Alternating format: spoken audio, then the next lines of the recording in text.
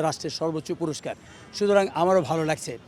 আর এই পুরস্কারটা আমি মনে করি যেটা আমার একার অর্জন নয়, এতদিন ধরে আমার এই দীর্ঘ যাত্রায় যে ভালোবাসা, যে সমর্থন, যে সহযোগিতা আমার দর্শকরা দিয়েছেন, এই পুরস্কারটা তাদেরও প্রাপ্তি।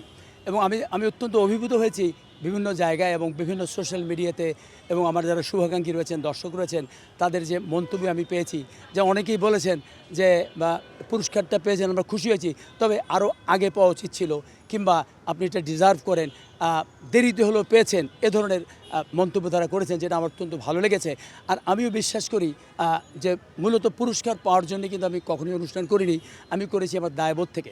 আমি দায়িত্ব থেকে আগে যেমন অনুষ্ঠান করেছি, ভবিষ্যতে করে যাব। আর এই পুরস্কারটি আমাকে অনুপ্রাণিত করবে, আমাকে এটা প্রেরণাদায়ী একটা পুরস্কার আমি মনে করি, যে আমার আগামীতে চলার পথকে আরও সহজতর করবে এবং অনুপ্রাণিত করবে।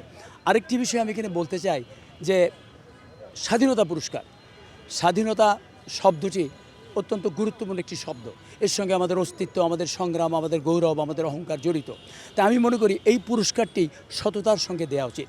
আমি কিছু কিছু ক্ষেত্রে দেখেছি আগে সত্যিকার গুণীজনরা এই পুরস্কারটা সময় অনুযায়ী পাননি, মূল্যায়িত হননি। কারণ তখন অধিকাংশ ক্ষেত্রে দেখা গেছে এই পুরস্কারটি রাজনৈতিক বিবেচনায়, দলের জন্য ভূমিকা কী, এ ধরনের ক্রাইটেরিয়া বা এ ধরনের গুণ যাদের আছে তারাই কিন্তু এটা পেয়েছেন। সত্যিকার যারা প্রতিভা, তাদের মূল্যায়ন হয়নি অনেক ক্ষেত্রেই। তো সুতরাং আমি মনে করি এই পুরস্কারটি সততার সঙ্গে দেওয়া উচিত।